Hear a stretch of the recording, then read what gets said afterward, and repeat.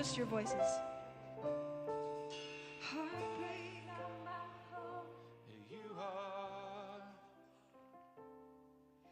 Death is not the end.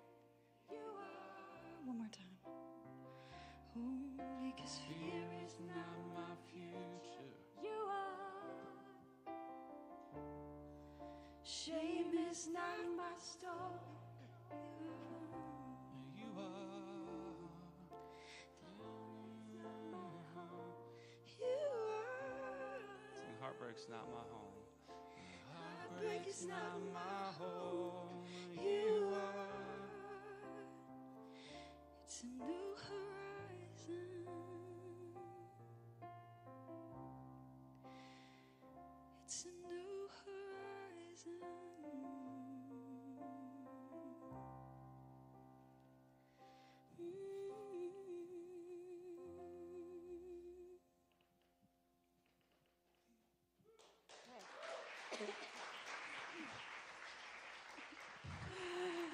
Now, Guess what? if you found your piece, which I hope you did, I want you to hand it to the person next to you. Maybe the person in the back row. I don't know. If for you social people, wander around, say hello to somebody. All right.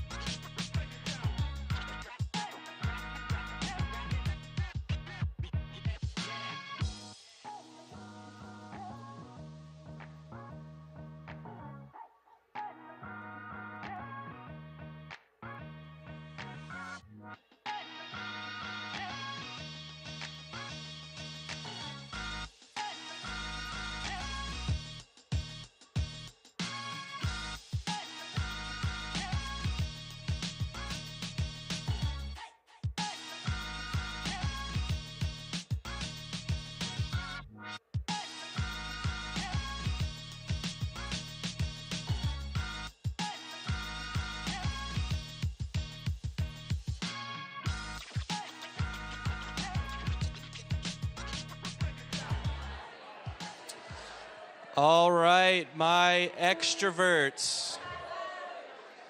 Your time is over. Your reign of terror is at an end.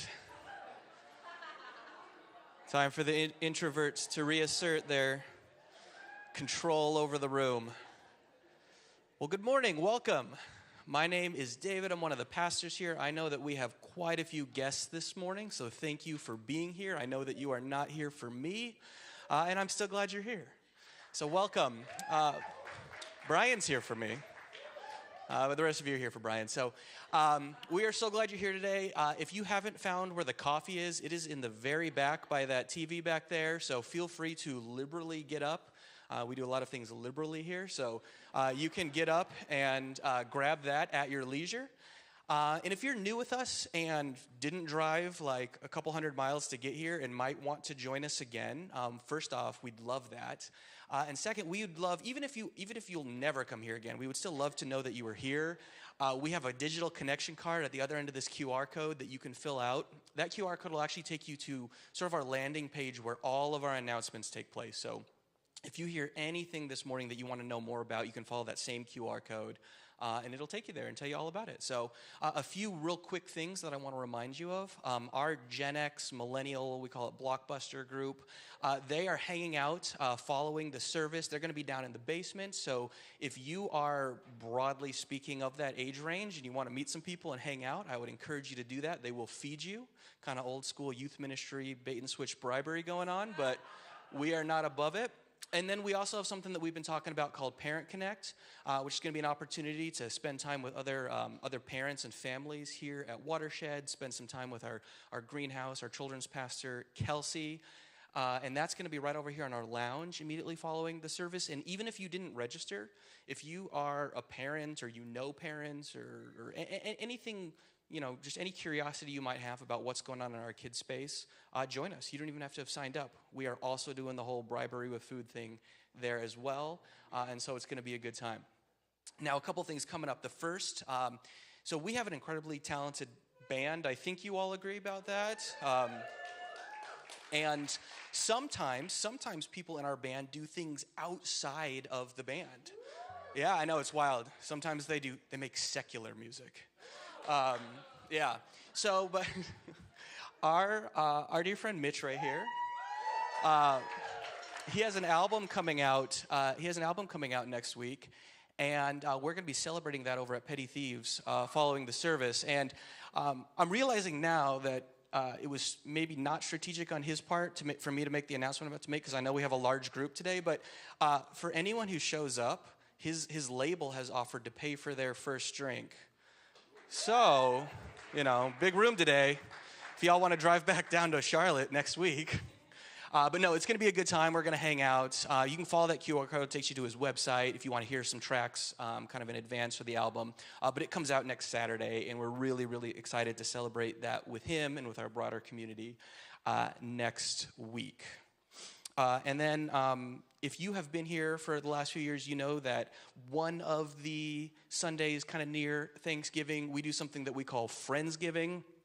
Which is awesome for us and kind of terrifying for anyone who chooses to make that their first Sunday at Watershed. Because if you come in here, all the chairs are kind of rearranged. We got tables set out, and it's basically just a big potluck. But it's a great time. It's one of our most sacred traditions, and we would love to invite you to be part of it. And so, again, if you follow the QR code, you'll find the link. We have it in very sort of like mid-90s Baptist church style, broken it down by last name. When it comes to like what we want you to bring food-wise. And so, but there's no charge, we want you to just come, hang out. And if you're not in position to bring food, still come. We want to hang out with you. So that is in the near future.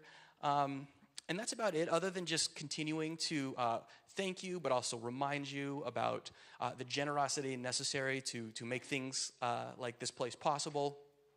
It's that time of year where we're always kind of talking about deficits and things like that. I want to frame it this way. We always want to be responding as a community from a posture of purpose and not crisis, all right?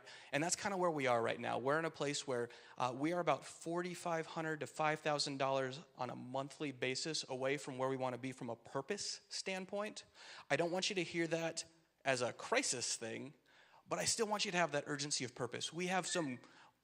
Not to toot our own horn, we have what we believe are really exciting ideas about next year.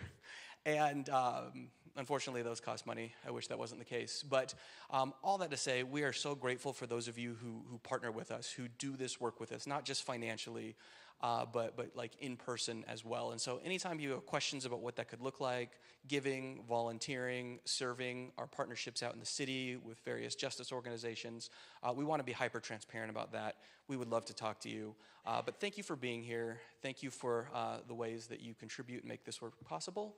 And I'm going to turn it back to the band, and then we'll welcome Brian.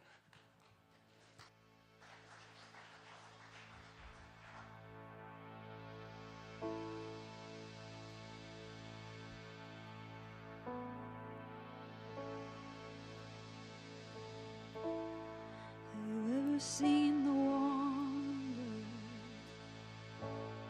in the glimmer of first sight, as the eyes begin to open and the blindness meets the light. You have so said, I see the world in light, I see the world in wonder, I see the world in light, bursting in living color. I see the world your way, and I'm walking in the light. Have you ever seen the wonder in the air, second light? When I come out of the water, the oven left behind.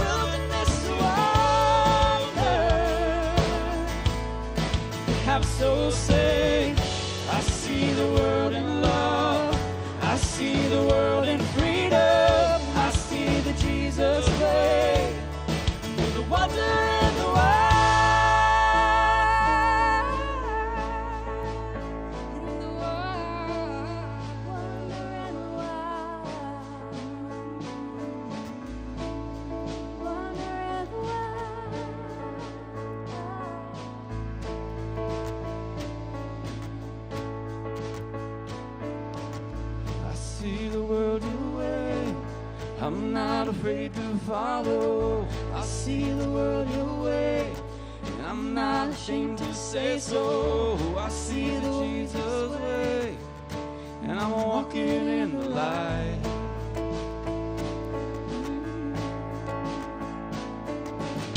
I see the world in light. I see the world in wonder. I see the world in light, bursting in living color. I see the world your way, and I'm walking in the light. Who I say, I see the world in grace. I see the world in gospel. I see the world your way, and I'm walking in the light. I'm walking in the wonder. You're the wonder in the wild. The wilderness to wonder. I'll say, I see the world in love. I see the world in freedom. I see the Jesus way. You're the wonder in the wild.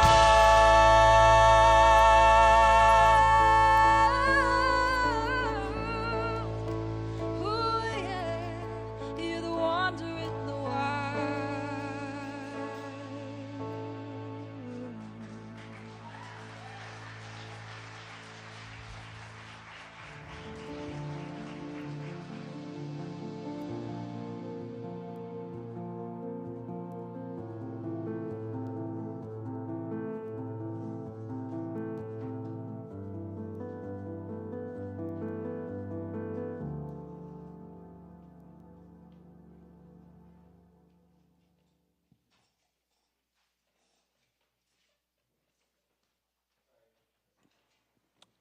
Yeah, sorry, it's me again. Real quick, so did Brian a bit of a disservice by making the guest speaker kick off a brand new series? So before I invite him on the stage, I just wanted to give a little context for what we're walking into as a community. Many of you know normally, that's not me. Many of you know normally at this time, we're often doing sort of like a state of Watershed sort of thing where we're talking about like things that we're excited about strategically, celebrating things, casting some vision, and you'll get bits and pieces of that throughout the rest of the year. But really what we wanted to do this year, in the midst of kind of think just the heaviness that a lot of people are feeling, we wanted to do a series that would ground us, a series that really emphasizes things that we're sort of thankful for, not sort of thankful for, that we're definitely thankful for when it comes to spirituality. And so next week and the week after, also going to be part of this sort of culminating in Friendsgiving, which I was talking about. But to kind of kick things off and to sort of shoehorn Brian into this, we wanted to celebrate sort of a gratitude or a thankfulness for the freedom that we feel to think differently, to believe differently, to practice our faith differently from the ways that many of us were raised. And it kind of just worked out timing-wise that Brian was already going to be here, but I honestly can't think of a more hopeful and sort of gratitude-laden message than the one I know that he's going to share with you. So would you please give a warm Watershed welcome to Brian Ricker. Thanks, buddy.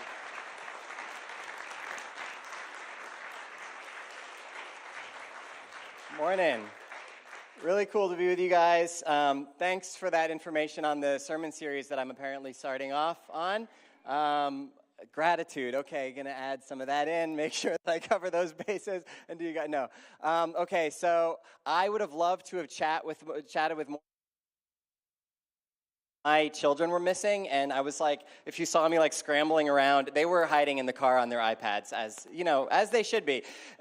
So as a traveling speaker, bringing 4 kids with me, maybe not the best strategic decision, but hopefully afterwards I would love the opportunity to chat with many of you. It's been really just great to get to know those of you that I have met. I'm big fans of David and Dominique, and just all the amazing people that you guys have here that I've had the opportunity to connect with over just the couple years that I've been in this sort of post-evangelical world. So I'm Brian, and I used to be an evangelical pastor, actually. I don't know, can you tell? Is it like obvious? It's actually a very comforting space for me right now. We had oriental rugs and exposed bulbs. The one thing we're missing, no pallet wood. Is that not a thing anymore? Are you guys not doing that anymore? We've upgraded. We've gotten away from the pallet wood, probably for the best. Also ditched the exclusionary theology, which I appreciate about you guys. So love that about Watershed. Come on. But I didn't start as a sort of cool evangelical pastor with just the right amount of tattoos. My journey started a lot earlier than that, actually. I was not raised in evangelicalism. I was actually raised in fundamentalism. My dad is still an independent, fundamental Baptist pastor. And so the kind of fundamentalism actually, because there are some fundamentalists where it's like, man, you're a fundamentalist. And they're like, I'm not a fundamentalist. I just think we should bring back sodomy laws. And you're like, whoa, you're a fundamentalist. Then there's other ones that own that label, right? Where they're like, I am a fundamentalist. Anyway, I was raised by those kinds. They were like proudly fundamentalists. And I went to the fundamentalist Christian university, Bob Jones University. Oh, you're familiar. Okay. These are my people. I'm in the right place. And yes, I have gone to therapy. Thank you for asking.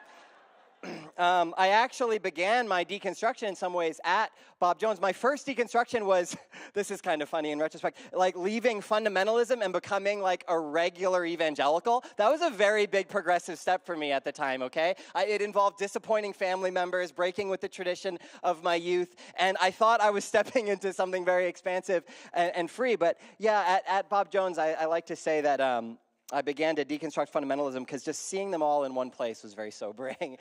This is the kind of world that you want to create. And it was very much a fear-based message.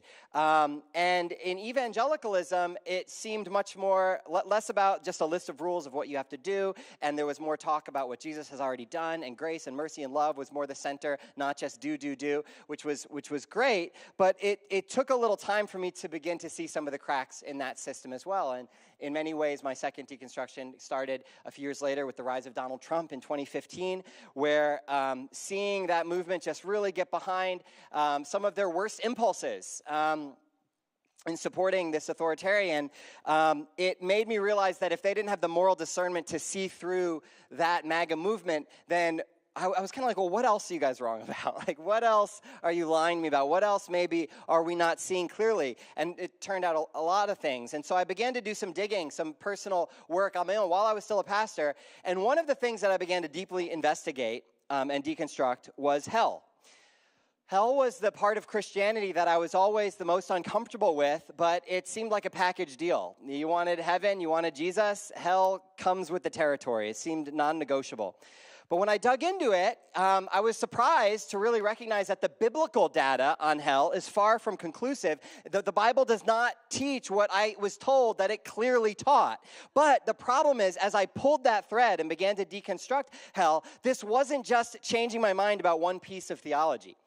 It wasn't just something that you could just easily remove out of the Christian faith. What I found, it sort of was like that load-bearing block in the Jenga tower, that if you took it out, it threatened to sort of topple the entirety of my Christian spirituality. Because the reality is that many of us learned a Christian story that was primarily a story of punishment.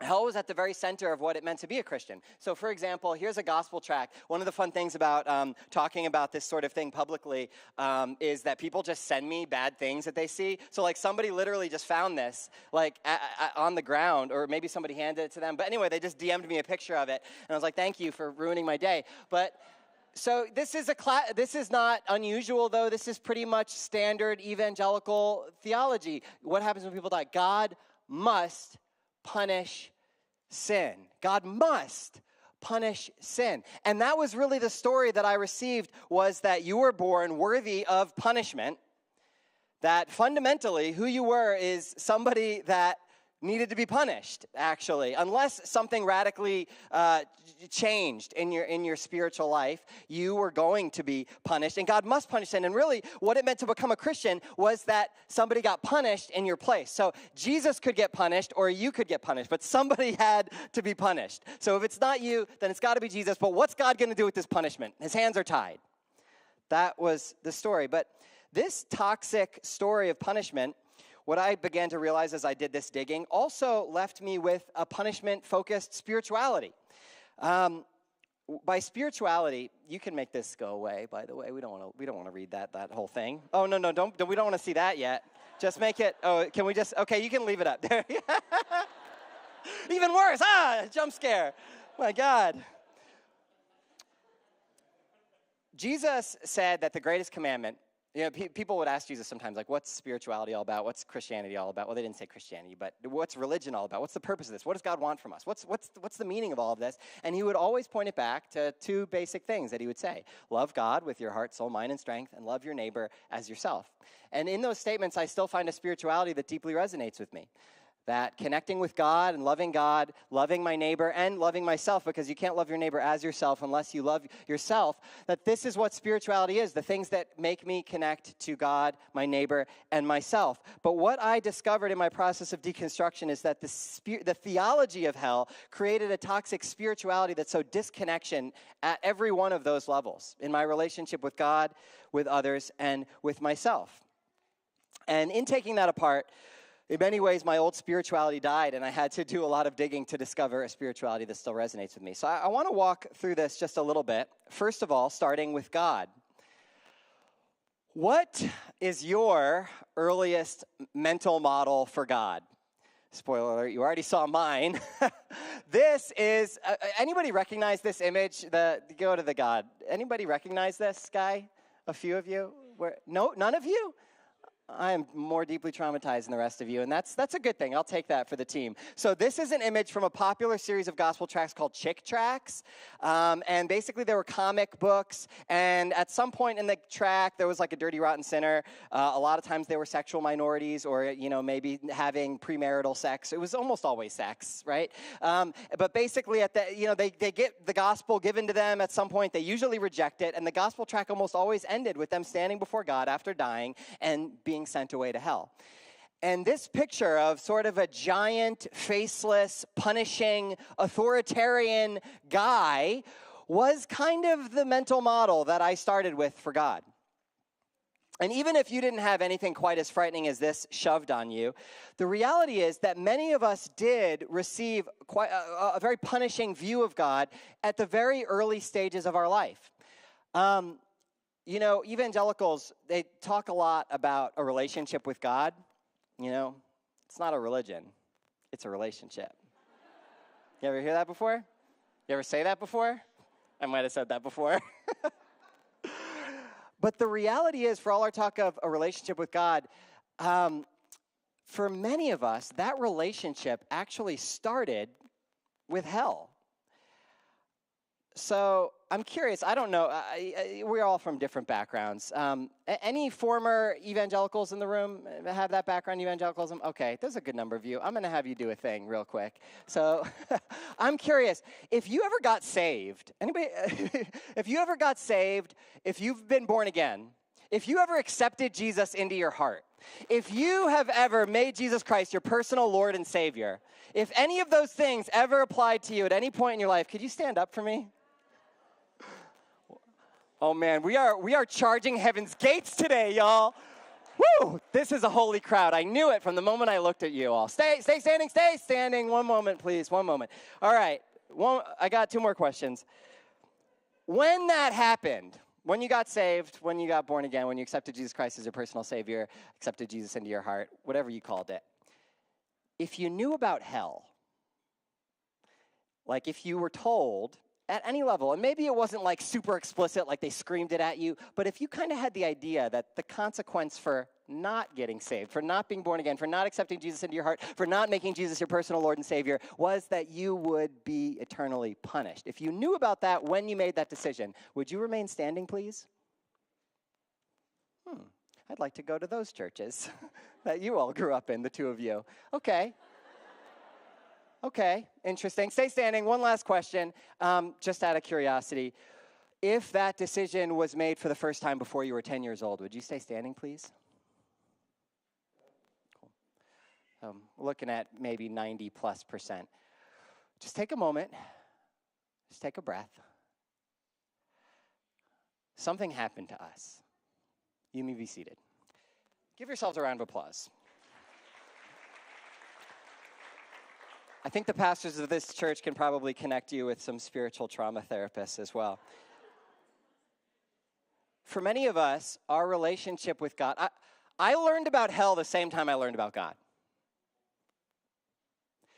For many of us, the very reason that we needed to enter into a relationship with God were the consequences for not entering into that relationship with God. Now, in fundamentalism, this was like pretty violently described. Like I got saved for the first and the 300th time at a revival meeting. We had regular revival meetings, and I actually really liked them, even though they were horrifying, because, at least they made you feel something. And my favorite ones had gimmicks. There was this guy who would come named Stan Harris, and he was like a karate black belt, and he would wear a gi, which would get really sweaty by the end, and he would literally chop through like cinder blocks, and then he would preach, just a barn burner of a sermon, and you better believe I was paying attention after that man just did what he did. And, every message at these revival meetings would end pretty much the same way, with every head bowed and with every eye closed, nobody looking around the room. It's just you, me, and the Lord tonight. Some of y'all are a little triggered. If on your way home after this revival meeting, we're in a revival meeting right now, you were to die in a horrible car accident, are you sure that you know that you know that you know that you know that you know where you would go? What would you say if God asked you why I should let you into my kingdom? And they do that whole thing, and they lead us in a sinner's prayer, right? With every head bowed, every eyes closed. And of course I would pray the prayer just in case. How could you not, right? The stakes are pretty high. I'm going to pray the prayer. And then they would get me every time. And I should have seen it coming. But they'd say, and if you prayed that prayer in your heart with me, and nobody's looking around the room right now, would you just raise your hand? Come on. I know people are looking around the room. I looked around the room. People are going to look. And as the pastor's kid, and having raised my hand the previous night and the previous night, I didn't want to raise my hand again. It was embarrassing. But then I would think, Jesus would want me to raise my hand. And I don't want to go to hell. So I would do it. That was when I was 7 or 8. By the time I was 13 or 14, this whole rigmarole started to be kind of exhausting. And you begin to sort of compartmentalize that fear. You can't live with that struggle of assurance of salvation. Remember that struggle? But what I've come to recognize is that this really did something to my understanding of who God was and what a relationship with God was all about. Bell Hooks says, love cannot exist in any relationship that is based on domination and coercion. That makes sense. A healthy relationship should be sustained by the positive benefits of the relationship. A desire to be connected and not disconnected. Not sustained by threats of punishment. If anybody came to you and said, I love my boyfriend so much, and, he really loves me. He tells me all the time that he loves me. But, he did say one time when we first met that if I ever left him, he would burn me. And so I don't ever think about leaving. We would say, girl, I think maybe you should do something. I think maybe that's a toxic relationship. And this is in the Bible pretty explicitly. In 1 John 4, it says, there is no fear in love. Perfect love drives out fear because fear has to do with punishment. The one who fears is not made perfect in love. The idea of being made perfect in love doesn't mean that you will never make any mistakes again. This is the idea of growth, experiencing growth in love. In other words, it's love that grows us. We grow in love. Punishment does not grow us. It causes us to shrink and diminish. It causes us to freeze with fear. And you might get surface level behavior change through punishment, but that's change out of fear, not change out of love, which is a more authentic and lasting change. It's only the one who fears does not grow in love. We know that this is true, and Richard Rohr says it this way: if you are frightened into God, it is never the true God that you meet. If you're loved into God, you meet a God worthy of both Jesus and Christ. How you get there is where you arrive. And many of us got there in fear, and we did not arrive at a true, authentic, loving relationship, because love is safe. Punishment is not safe. And you can only grow where you're safe because you have to be able to be free to make mistakes and still be accepted, free to question things, to wrestle with things, to color outside the line, to use your imagination. I did not grow up in a place where it was okay for me to exercise my imagination theologically. I couldn't listen to my inner theologian. I had to receive what their statements of truth were from the authority, the patriarchal authority. But if you're not safe to listen to the voice of your own conscience or safe to question exclusionary theology and abusive church structures, you're not safe to question those things out of fear that God is going to damn you or punish you, that's not the kind of relationship where you can grow. Something I'd like you to reflect on, this might be worth writing down and maybe having a conversation with on the drive home, or, if you do small groups here, I'm not sure what kind of church this is, if you want to chat about this sort of thing, here's something to write down, put a pin in this, think about this later. What would be different about your relationship with God if you knew that there was no punishment in God? What would be different about your relationship with God if you knew that God was not a punisher, that that's not the kind of thing that God did? God doesn't punish people, God loves people, and that those are incompatible. What would be different? As many of us look back at our spiritual journeys, we see that the fear of hell was the hook that got us into Christianity in the first place. And even as we attempted to cultivate a loving relationship with God, we actually did this under the threat of punishment. And for many of us, when you begin to deconstruct those things, you don't even understand what a relationship with God is or why you should bother having one. When I tell people sometimes that I don't believe in hell, they say, well, why are you a Christian? Why be a Christian? What does Jesus even do for you? It's hard to even conceptualize when you grow up in a punishment framework. What the purpose of this is. Hell has robbed us. It also robbed us of a healthy relationship with ourselves. I was told growing up not to follow my heart, that I was desperately wicked, that even my good deeds were filthy rags, that if I listened to my heart, it would lead me astray. Literally, we would fast forward through certain Disney songs that had the message of following your heart. Nobody else? Okay.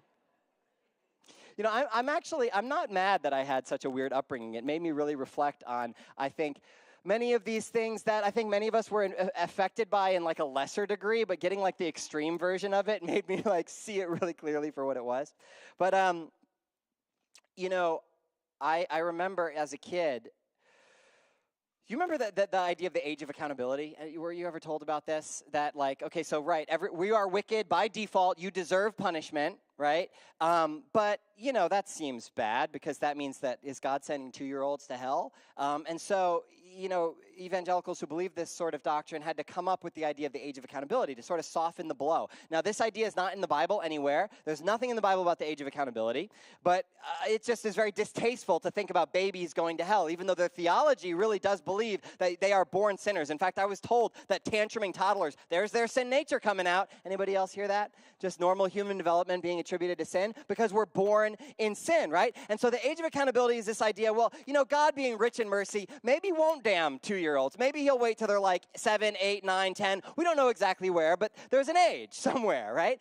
And I distinctly remember being 7 years old, hoping that the age of accountability was 9 or 10, that I was still in my grace period in case that horrible car accident on the way home from church happened to me. Normal 7-year-old thoughts. So I was constantly searching my heart for the wickedness that I was told was in there.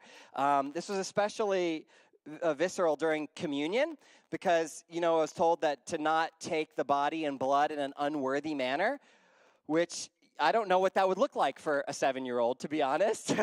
What desperate sin was I searching my heart for? I actually do have a memory, though, of sitting there struggling with, what do I need to repent of before I can go get the dusty cracker and the Welch's grape juice? And I remember when I first learned about curse words. It was I think it was maybe the old Grinch cartoon or something, but there were some euphemisms like darn or heck. And I remember my dad paused it and he said, now Brian, darn is a euphemism for damn and heck is a euphemism for hell, so don't say those. And I was like, okay, noted. So later that day I went to my room and nobody was around and I was like, darn. Heck. Darn, heck, darn, heck, darn, heck, just to see how it feels. And so I remember doing that, and that Sunday, communion comes around, and I'm feeling wretched. They were right about me. Rebel that I am. And there I am just repenting my guts out. Come to find out, a few years ago, I remember I had it was such a delicious moment when I was reading something about child development, and it actually talked about the way that children, when they first discover curse words, often say them out loud. And this is it's natural boundary testing and play. It's the way that when our brains are developing, we're recognizing that some adult rules are arbitrary and don't cause real harm. My brain was developing. That's what was happening there. And I hated myself for it. A few years later, I started going through puberty, and I had a lot more to hate myself over. Not because I did anything horrible, but because I went through the normal human development growth in my sexuality. And so this theology, it caused us to hate our humanity, to see our humanness as evidence of our deservingness of punishment.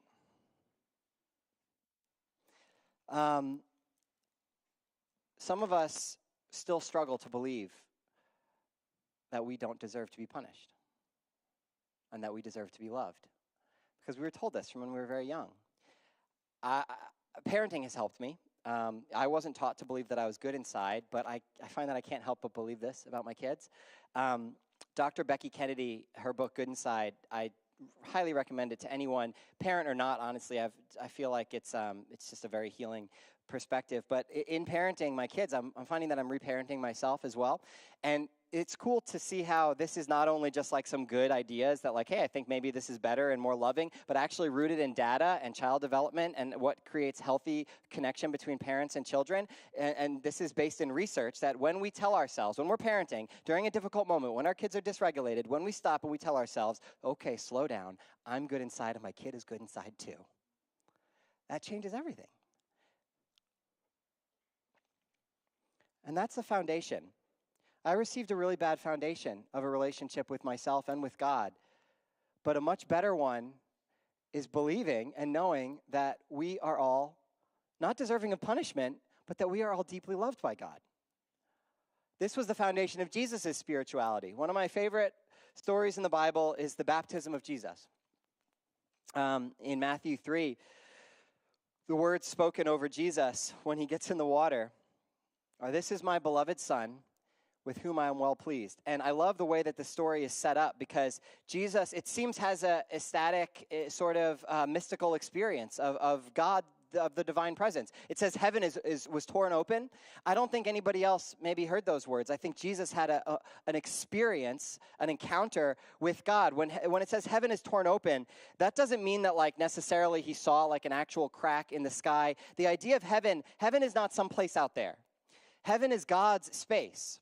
And I believe that it's with us, all around us right now, that God is with us, but we're not always aware of God's presence. But every once in a while, there's moments where we become aware. You see glimmers of the divine interacting with your life because God is with us even right here. That's one of the reasons we come and we gather in church, to be reminded of the presence that's always with us. But in this moment, during Jesus' baptism, heaven was torn open. In other words, Jesus became acutely aware of the spiritual realm, of the presence of God. And when that happened, in other words, there's like a veil and the divine, like we can't see right on the other side. But if that was torn open, if it was torn open, do you know what's on the other side of that? What's happening over there? Like, what's God saying in that invisible space?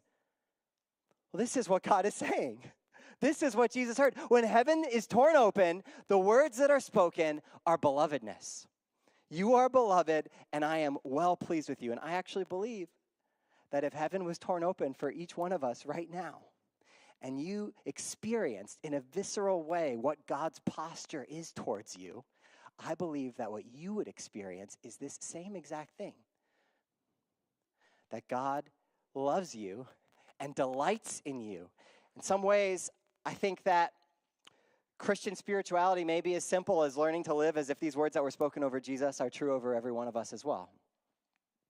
And this belovedness is where a true relationship with God begins. That you don't have to do anything to be loved. Not anything at all. We're simply accepted. You don't have to be saved to be loved. To be saved is just a way of describing that moment of awareness where you come to see and know and feel and believe that you are already loved, that you have always been loved. And so has everybody else.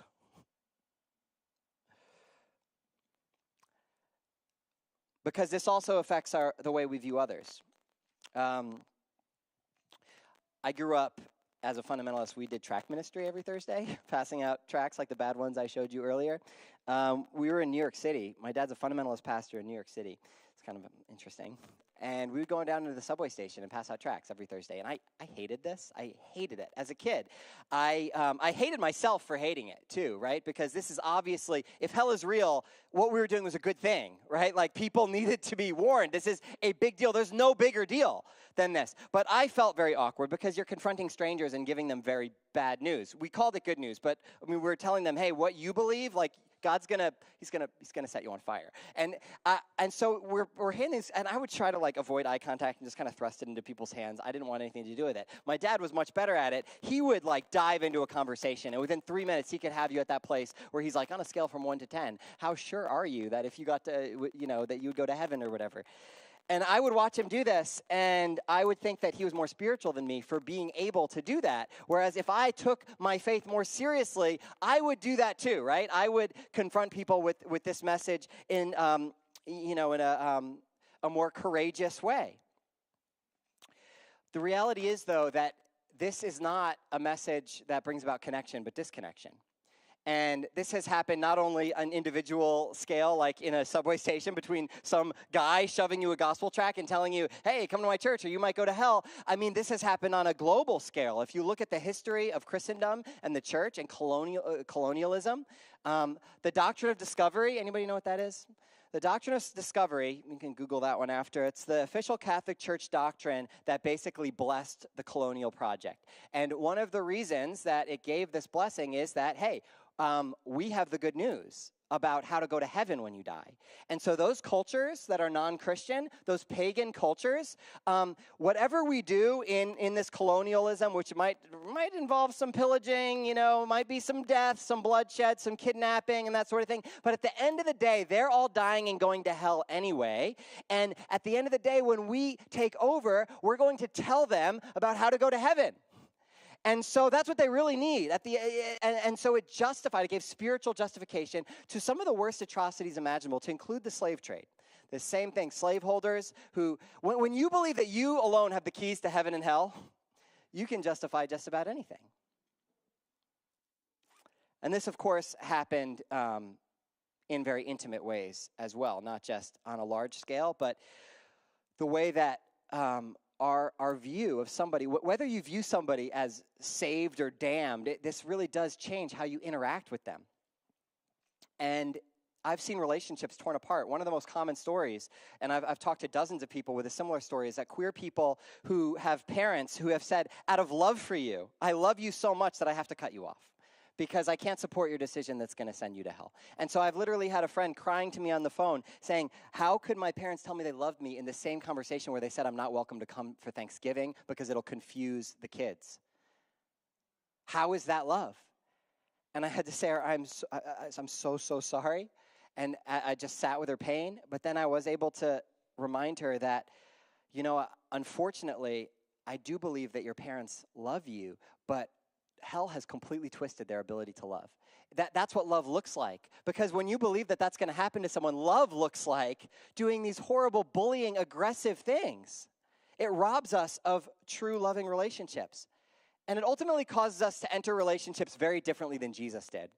Because Jesus did have a mission field, but it didn't have this kind of alienating effect at all. His mission field, it was not a gospel of conversion for the next world. It was a gospel of liberation for this world. And so sometimes when I talk about, that Jesus wasn't alienating people with this disconnecting message, people point out, well, it says that the Son of Man came to seek and save the lost, right? It's true. It does say that. But Jesus didn't go around to people saying, you're lost, you're lost, you're lost, you're lost. No, he went to the people that society labeled as lost, and he welcomed and included them.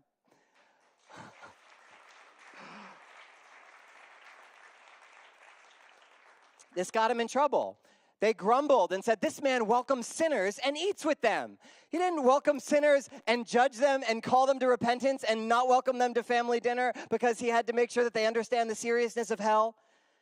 No, Jesus was constantly telling stories to help us reimagine a new kind of world that breaks the boundaries between insiders and outsiders, because there are no outsiders. We're all God's children. Stories like the Good Samaritan. If there was a hell, it was for Samaritans. Samaritans weren't just ethnically despised. They had bad theology. If you believe that people went to hell for believing the wrong things about God, then Samaritans were going to hell. But when Jesus told a story about the Samaritan, the moral of the story, by the way, is not, oh, God even loves Samaritans. God will even save Samaritans. That's not the moral of the story. The Samaritan is not saved in the story. The Samaritan is the Savior of the story. Jesus was like, no, you've got it all wrong. Those people that you're othering, that you're despising, that you think need to be converted because you have the keys to heaven and hell, the only way that you will be saved is recognizing that God is just as much at work in them as in you. And let the scales of pride fall off your eyes and see the image of God in your neighbor. That's where our salvation lies in so many ways. It's not queer people who need to be saved by the church. The church needs to be saved by the people that we have arrogantly despised and neglected and said only we have access to God. How much we have cut off from ourselves by failing to see God's image, God's belovedness in everybody. I was going to talk more about hell, but I only have a minute left. I've done this talk a few times and it gets longer every time. That's the problem with these traveling talks. So you're going to have to read my book to understand what Jesus meant when he was talking about hell. I was going to do a whole, because it begs the question, but because the preachers will say, but Jesus talked about hell more than anybody, right? And so then I had a whole thing that I was going to tell you what he meant by that, but we don't have time for it today.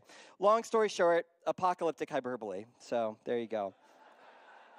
Here's what I'll do. Betsy and the band, you guys come up. I'll close with this. Here's skipping all the textual stuff in Gehenna. Let me just read you this passage. Matthew 7. Here's the spirituality of Jesus in a nutshell.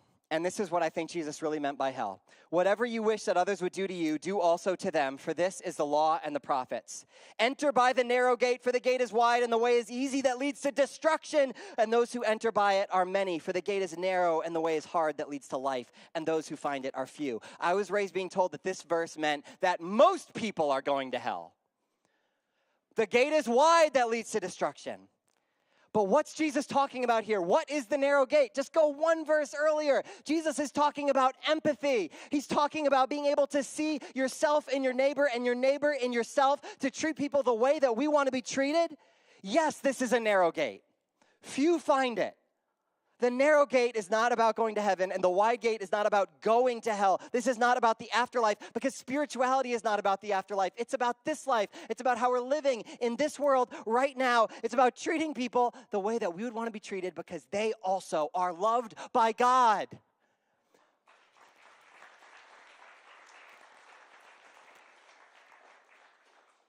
That means that if you want health care for your family, you should want health care for everybody's families, because everybody is somebody's baby. If you don't want bombs dropping on your kids, then you shouldn't want bombs dropping on any kids. That wide gate to destruction, the people who are screaming the loudest about it, who think it's in the afterlife, are walking right through it in this life. I believe in hell. It's on earth. It's wherever we reject to see God's image in our neighbors and reject this call to love.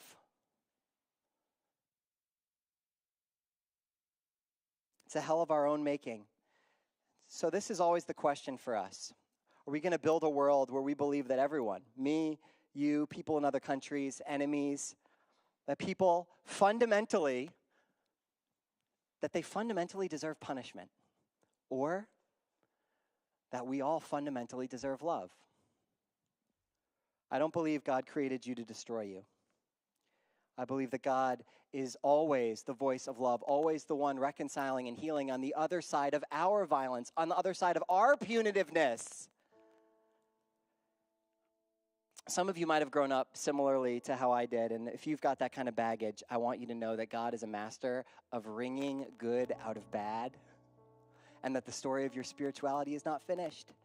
And that although it might have been a painful journey that brought you here, that God uses every bit of it.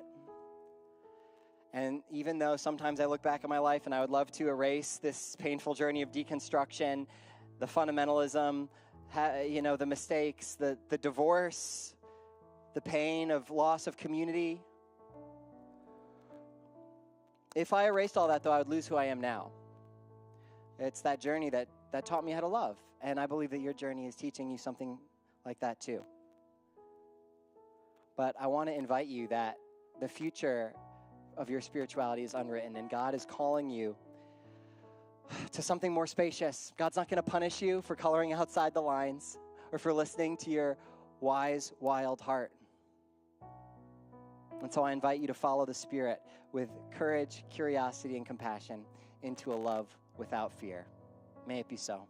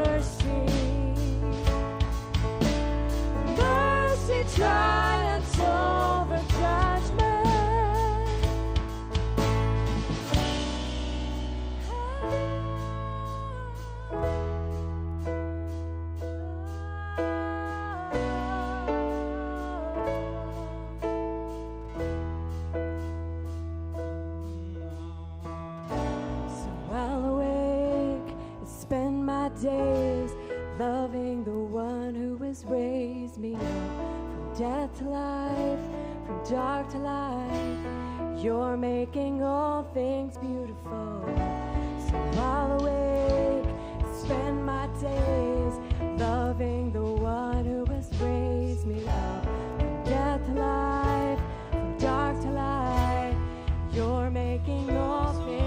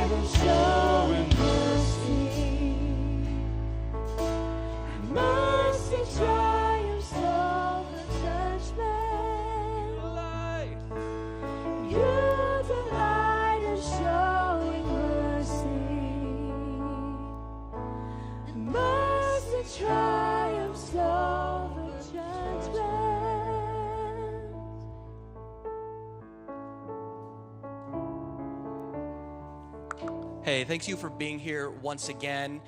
Two quick things. The first is Brian very, very graciously agreed to come for a very meager amount of money that we had budgeted.